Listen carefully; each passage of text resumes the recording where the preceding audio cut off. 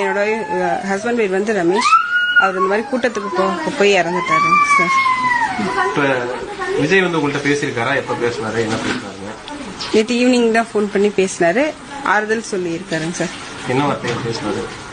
எப்பவும் உங்களுக்கு நான் ஆறுதலா இருப்பேன், எனக்கே அதான் நான் உங்களுக்கு வந்து ஆறுதல் சொல்றேன், கோர்ட்ல கேஸ்லாம் முடிவிட்டு நான் வரேன் அப்படின்னு சொல்லியிருக்காருங்க சார். என்னைக்கு வரேங்கிறது அதை மத்த எல்லாரும் சொல்லுங்க. கேஸ் முடிஞ்சோடனே நான் பர்மிஷன் கொடுத்ததுக்கு அப்புறம் வரேன் அப்படின்ட்டு இருக்காருங்க சார். வேற என்ன வார்த்தைகள் சொல்லிருக்காரு? வேற எதுவும் சொல்லுங்க சார். ஏதாவது கோரிக்கை வச்சிருக்கீங்களா? இந்த மாதிரி வந்து இறந்துட்டாருன்னு மட்டும் தாங்க சார் சொன்ன, வேற எதுவும் சொல்லல. உங்களுக்கு அவர் மேலதான் வருத்தம் இருக்கா? இல்ல, அவர் மேல எல்லாம் எதுவும் வருத்தம் இல்லைங்க சார். நீங்க என்ன நினைக்கிறீங்க இந்த கூட்டத்தை பத்தி?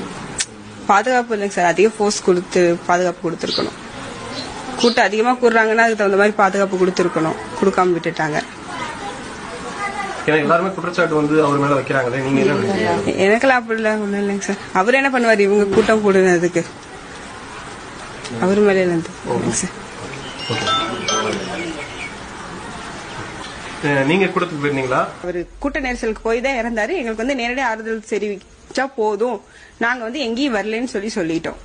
ஆனா மாத்தி அதுக்கு வந்து அவங்கள கூட்டு போயிருக்காங்க. ஆறுதல்னு சொல்லி கொடுத்த பணத்தை வந்து நான் திரும்ப அவங்களுக்கு ஆர்டிஜிஎஸ் பண்ணிட்டேங்க சார். பேங்க்ல போய் இன்னைக்கு மத்தியானமே நான் பண்ணிட்டேன். இந்த மாதிரி அவங்க எங்களை தவறா பயன்படுத்தி என்ன மன உளைச்சலுக்கு ஆளாக்குனதுனால நான் பணத்தை திரும்பி கொடுத்துட்டேன். அதே மாதிரி எங்களை வந்து நேரடியாக வந்து ஆறுதல் செலுத்தி பணமும் எல்லாரும் கொடுத்துட்டு போயிருக்காங்க. கவர்மெண்ட்ல இருந்து கலெக்டர்